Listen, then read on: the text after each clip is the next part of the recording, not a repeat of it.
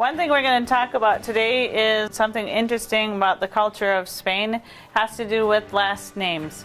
So if you notice, there's Ana Maria Samino Macias Wasserberger.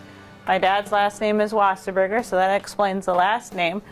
Ana being her first name, and Maria is a tribute to her mother and keeps going on and on. There was a unique marriage between the opportunity for Oscar W. Neale's Fellowship and the University of Wisconsin-Stevens Point, and then the Almond-Bancroft School District.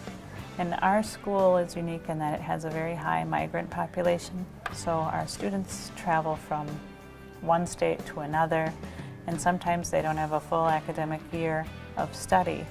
So what I wanted to do is integrate technology so that the families could use online programming for math and reading specifically.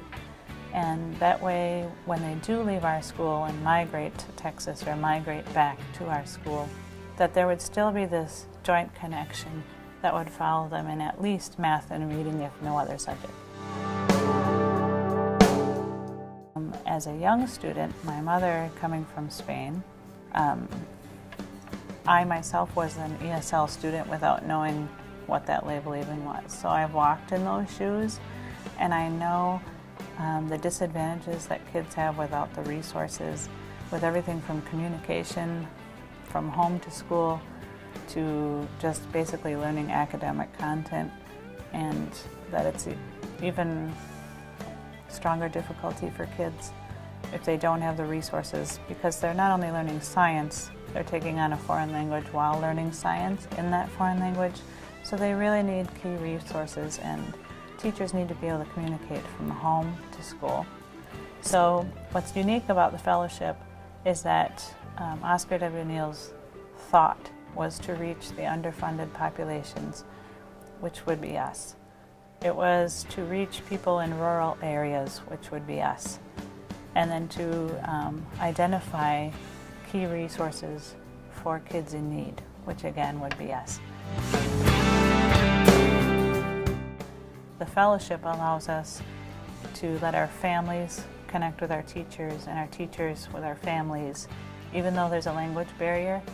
And one part of the fellowship is that our students will be educated, our teachers will have the tools they need, and now our parents will receive classes in English, and our teachers are taking Spanish classes. So it's just increasing communication, and it was kind of a magical fit.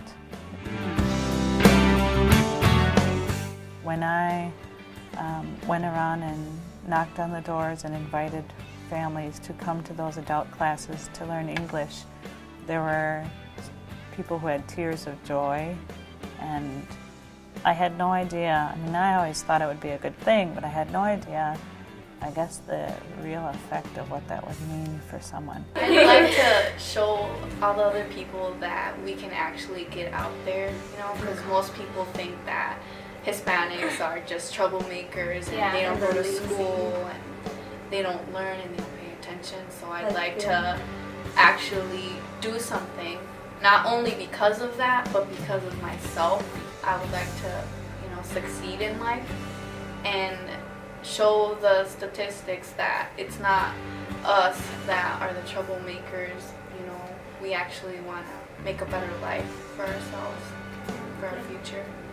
Some people are pretty blessed because they're doing what they love, and I happen to be in that spot. So I'm pretty excited to be able to share back a culture that I naturally love with people who already know about it, but also to empower people who are from the same culture who felt that they were at a disadvantage somehow.